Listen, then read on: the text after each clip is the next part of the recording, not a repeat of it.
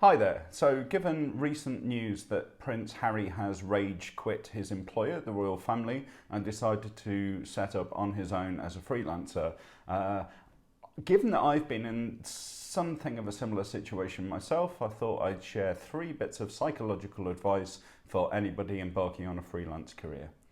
So, advice number 1 is work out what your value proposition is.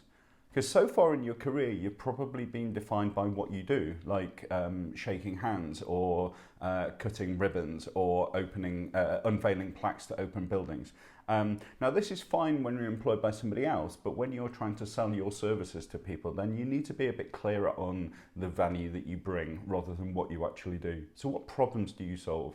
I cheer people up and make people feel special because I turn up in my fancy outfit, shake some hands, and make people feel important. That's part of your value proposition. It's not the actual cutting of ribbons or the shaking of hands that is important to your potential client. Number 2 is do the math on the money.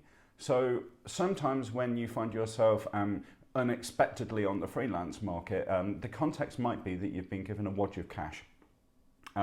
Now, on the face of it, that balance might seem okay, but when you start working things out and working against your living costs, how long you've got to make that money stretch out for, it can get a little bit concerning.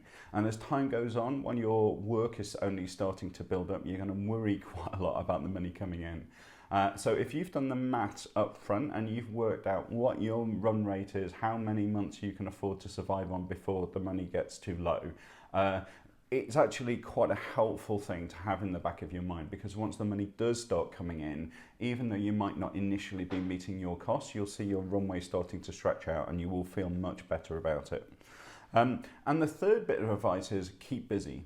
Because when you set out on your own, you sort of put yourself out there, you let people know that you're available, and then tumbleweed. The phone is not going to start ringing immediately.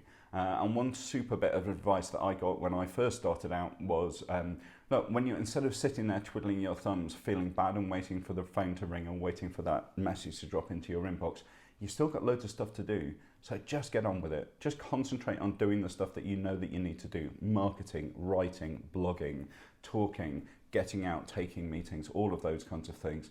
Those are the activities which will ultimately result in a steady and healthy pipeline of work for you as a freelancer, but it won't work immediately. So you've just got to operate on blind faith and plod along on those basics and those essentials until you get that pipeline of work flowing. So that's it. Hopefully Prince Harry will be well on the track to self-sufficient financial situation for him and his young family, and if he ever gets to hear these psychological tips, hopefully they'll help him. That's it for me today. I'm Gareth, and I will see you on the next video.